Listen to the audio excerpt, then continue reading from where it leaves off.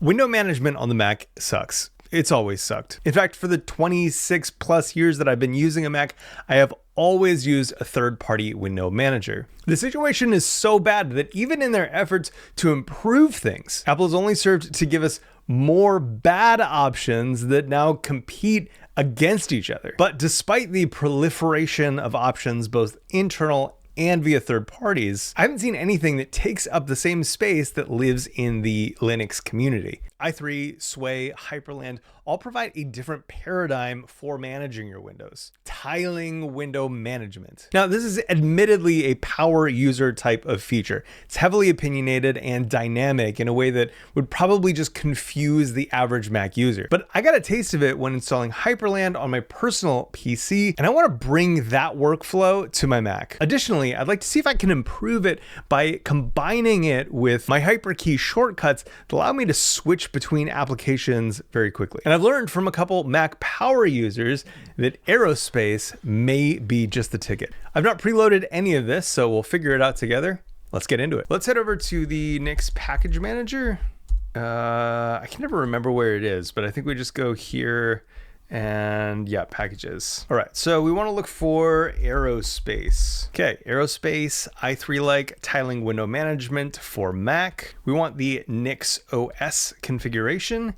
So it's just packages Aerospace. Okay, so in our Nix Darwin config, I'm just gonna have Claude Code do as much of this as possible. I'd like to add Aerospace to my Mac using my flake.nix file. Guide me through setup and config step by step. Now, this may be a little bit redundant because I am experimenting with memory and making sure that it knows that I'm using Nix and Bun, not the traditional NPM and Homebrew. But I'm going to be explicit for us. Man, it's really being thorough to just add a line to my configuration file. This is an area where I definitely feel myself getting dumber sometimes, where I ask AI to do something that is objectively simple and it just takes forever to do it. Now, maybe it's coming up with a much broader plan for me, but you know, we'll see. Okay, it finally came back with some results. Whoa. Let's see what we got. We just need to add a services.aerospace block.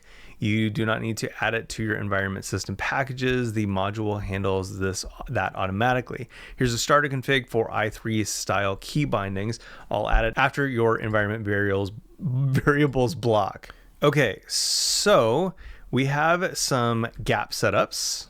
Looks like movement, so moving a window from one side to another. And I actually don't know what moving a node to a workspace means. I'm assuming like a window, putting it into a different workspace. Alt-Enter is to open Ghosty. Layout tiles horizontal vertical. Okay, so it looks like it's added it to our config. We just need to run our switch command. And what it will do is download Nix, and it will launch automatically after our build since it's not at startup right now.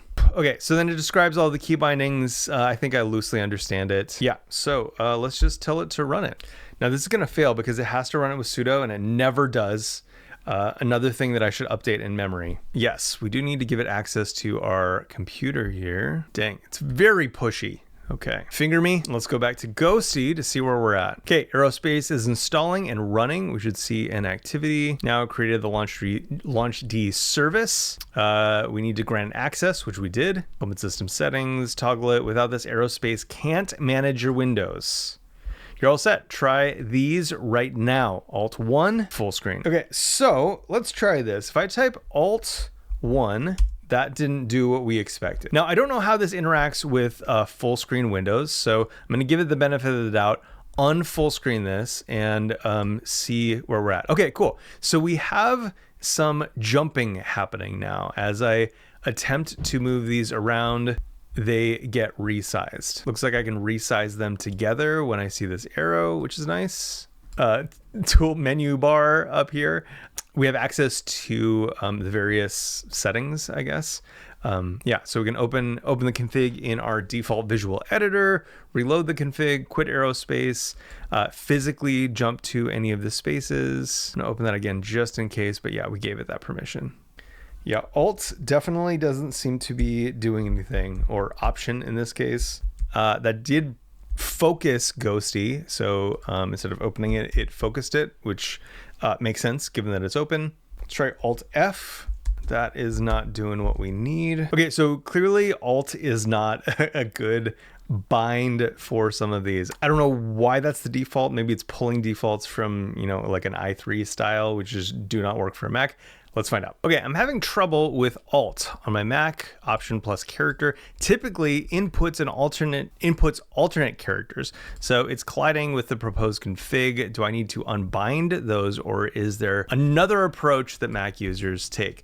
Now I'm being specific about Mac users, even though Aerospace is only a Mac product as far as I can tell, but I don't know how much Claude knows about Aerospace. All right, running out of space here. So good catch.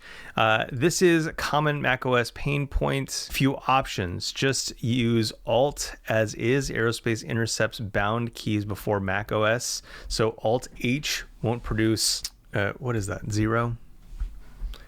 It'll focus left. You'll only lose specific characters for the specific keys used bound. This is the most common approach, and it likely already works if Aerospace has accessibility access. No collision at all, but more fingers on each shortcut. Hyperkey remap caps lock to Control Alt Command Shift using Karabiner Elements, then bind Hyper H, Hyper J, etc. Very clean. I'm gonna quit Aerospace. Now it looks like it automatically turned back on. Yes, it did. Okay, so we quit it, but it reloaded automatically. So let's try this again. I'm gonna say Option 1, Option 2. Yes, none of that works. Option F. Nope. Let's try doing it in this window. Option F. Now, another thing that happens with my keyboard bindings is sometimes it will bind to the character position. So let's do Option F and QWERTY. That didn't work either. Now I have Karabiner Elements installed. So let's just go with this config for now. Puttering. Okay, this requires two things: Karabiner Elements to remap caps lock to hyper, update Aerospace bindings to use the hyper command. Karabiner Elements needs a system extension virtual HID driver, so it can't be fully managed by Nix. It needs to be installed via Homebrew or official installer. Let me update your Aerospace bindings now, and then we'll set up Karabiner. Now, I do believe that I have Karabiner set up, and it is true, I was not able to install Karabiner via Nix when I tried to do that. So it's installed just through I just used the GUI installer from the website. That's a little bit of a bummer, but it's how the cookie crumbled. All right, it's doing things, and we're getting an error right now. Can't parse the key in escape binding. Let's try reload config, and I cannot do anything with these. Aerospace is very aggressive. Okay, so no, don't do that. Now for the Karabiner setup, install, okay, I don't want to do that. After installing macOS will prompt you to, okay, I already have Karabiner Elements installed and running. Now I'm hoping that this will go away once we have the proper Karabiner Elements config. Okay, what is this? Okay, so it's gonna spit this directly into my Karabiner JSON, but I wonder if that's necessary because I thought there was a way to just set it up. Now, something I have to be careful of is that in my settings, I had set up for the virtual keyboard to be Control. So I think we need to restore the defaults on this one so that we have a proper caps lock to utilize this complex modifier that was set up for us. Okay, so let's try reloading this now. Okay, doesn't like that. Okay, so if I hit caps lock, we get an error. If I do 1, 2, 3, 4, it doesn't do anything for us. So let's try restarting Aerospace again. Okay, it says if nothing happens, make sure that Aerospace has accessibility permissions in system settings, privacy, security, and accessibility. Now I thought we already did that, but let's see what's going on. I'm gonna paste this error directly in, no additional context, just the error. Looks like there was a bit of a naming discrepancy. I'm gonna reload. This window is very much free floating. Okay, so we're in Workspace 1. I want to see if we can jump to Workspace 2. Yes, okay, so Hyper 1 and 2 seems to work now. Let's see, Hyper 3, yes, Hyper 4, 5. Okay, 1, HJKL, don't do anything. And caps lock M doesn't do anything either. Okay, the config works for switching spaces, but that's it. None of the other bindings work. Photosynthesizing. Okay, the TOML looks correct. Interesting that the numbers work, but the letters don't. Let me check the Aerospace logs to see what's actually happening. While it's investigating that, I want to see where this file actually is and say open config in cursor app. Definitely going to need to disable the Apple stuff here. Also, hey, watch this. So like it's trying to put this in the middle, right? But it can't resize this because that's like, I assume like the minimum. That's so bad. All right, so this is our Aerospace TOML, and it looks like it's inside of a Nix store. Now, this is kind of odd. We have this mode move binding, and it's just numbers 1, 2, 3, 4, and 5. That seems super weird. All right, where does Ghosty have us? See, the command works directly, so it's key event issue. The likely problem is macOS may be swallowing the command shift letter combo before Aerospace sees it. Workspace numbers get through, but letters don't. The simplest fix is to switch to Control Alt as the modifier. It's the only two keys that don't have conflict with options, special characters, and doesn't need all of the 4 modifiers to pass through. I actually think all of this is bullshit because if I just do the direct keys, I don't get any better results. Or yeah, let's just go with 1 and at least progress a little bit. Okay, so let's try this now. We have Control Option 1. Control Option seems to work in terms of navigating our space. Control Option L should move us to the right, move focus to the right. It does not. And the same for J. So this is the problem. It is binding to the physical position on the keys, which is very troublesome for us Dvorak users because it's looking for the position, like the position H, the position L, the position K, arrows, comma, period, etc. So if I try to focus left with, what is it? It's saying I can move focus with JK, HJKL. It doesn't work. Very stupid. So now if I do physical F, that puts us into full screen. Okay, cool. We'll retile, and physical period also retiles. Okay, I see the problem. I'm using Dvorak layout, and the keys are responding to the physical position of the keys in QWERTY. Oh, cool. Aerospace has a key map preset setting for exactly this. It's currently defaulted to QWERTY. Let me switch that to Dvorak so the bindings match your actual layout. This is nice. That's great. I should be able to Control Alt L. Yep, to refocus right, left to retile. Okay. All right, what should my binding for moving between spaces be? Okay, you've already got Control Alt 1 through Control Alt 5 for jumping to specific workspaces. If you want sequential navigation, next and previous, the Aerospace commands are workspace next and workspace previous. That's not what I asked it though. I want to move a window node from one workspace to another. Okay, press Control Alt M to enter move mode, then 1 through 5 to send the window to that workspace. If you prefer direct window binding without entering a mode, I can change it to something like Control Alt Shift 1 through 5 to move this. Great. I just answered the form. M puts us into move mode. Okay, so I see an M here. Does that go away if I... let's see. So if we do this and then hit 2, that should move it to 2, but it's just giving us the input. M2. It's not really a time thing. If I hit escape, that does take us out of manual mode. So it looks like we are entering manual mode. So if I go Control Option M, it moves us to manual mode. And then if I should, given these instructions, be able to put this ghosty window to 2, but it's giving it as input. So let's escape our move mode.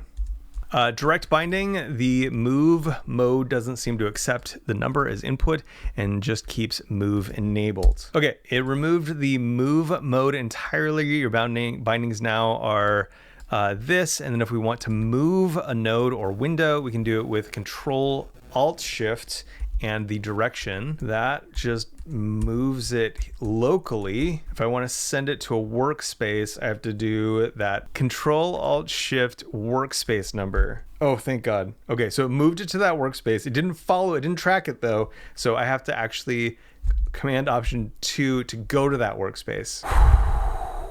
Okay, this is a lot, but we are making progress, and I want to do that final step where I add some mnemonics to the apps that I'm using, so it'll open those up. Dinner's ready to go. This took longer than I expected, so we're just gonna try to get a couple of those in, maybe for my terminal and my browser, and then call it a day. Okay, add a B binding to open my default browser, and an E binding to open my default editor. Oh, hey, look at that. Default browser, you have cursor and open code. My guess is far, yep. Okay, cool, nice. Now when it reloaded that config, it put these windows back together, which is interesting. Okay, so if I do Command-Alt-B, that brings up Chrome, which is what we expect. And then if I do Command-Alt-E, we have cursor as well. Now this is not my ideal way to see all this. So we're gonna close these. I always want my browser to open in a specific space as well as my code editor. I don't care which at this point. Okay, so it added this on window detect if an app is Google Chrome, run move node to workspace number 2.